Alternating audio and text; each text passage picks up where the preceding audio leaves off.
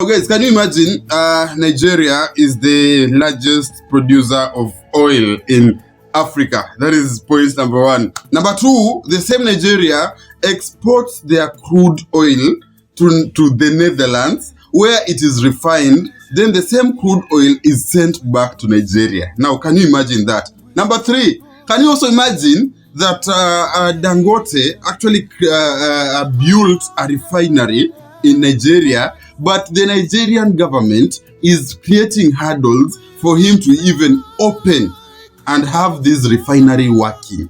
Yeah, that is point number three. Now, this is the situation that is actually happening in Nigeria, and it is a very sad situation. And there are very many people from Nigeria who have been telling us, and even me, who has been telling Nigerians to actually wake up and protest. They have actually been saying that Nigeria is peaceful as it is. We don't want any violence. We don't want any protest. We don't want anything. No one should protest, etc. Now, guys, sincerely, can you ask yourself, why would a country like Nigeria be producing 1.2 million barrels of crude oil, and instead of refining this oil, value added addition, refining it in Nigeria so that these jobs can help Nigerians, then the Nigeria can only export refined oil products, that is petrol, gasoline, diesel, etc. Why would they need to send the oil to Netherlands, then import it back?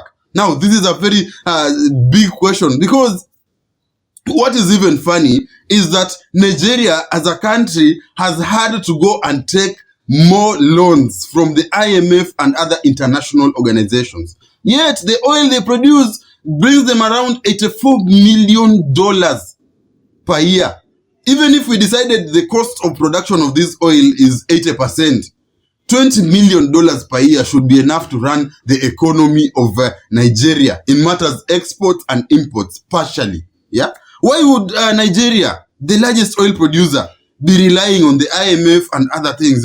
These are the questions that we need to ask, and that is where the problem is. The wealth that belongs to the Nigerians, the wealth that is under their feet, is actually being stolen by a few people. And that is why Nigerians need to come out to the streets. They need to, number one, remove the old guard. Tinubu is just a face. Tinubu is there. But there are people who have been cutting deals. These are people who have been financing the campaigns of Tinubu. These are people who are in charge of importing and doing all these shoddy businesses. These are the people that Nigerians need to remove. Number two, Nigerians need to amend or even change their whole constitution.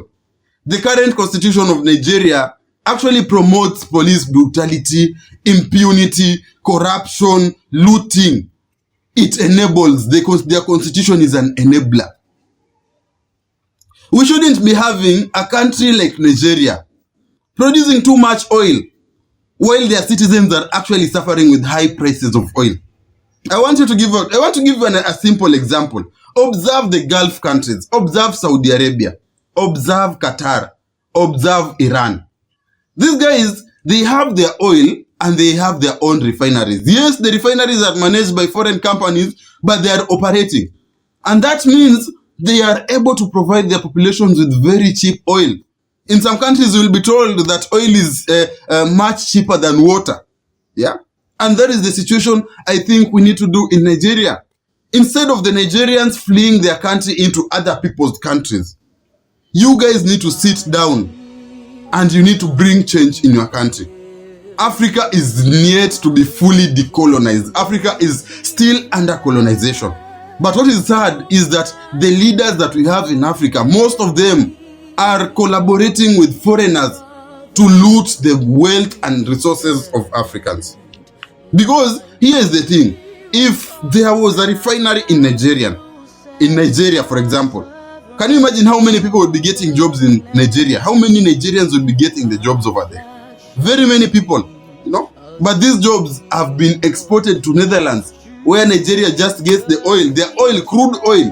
Then you export it as it is to other countries. Why would they do that?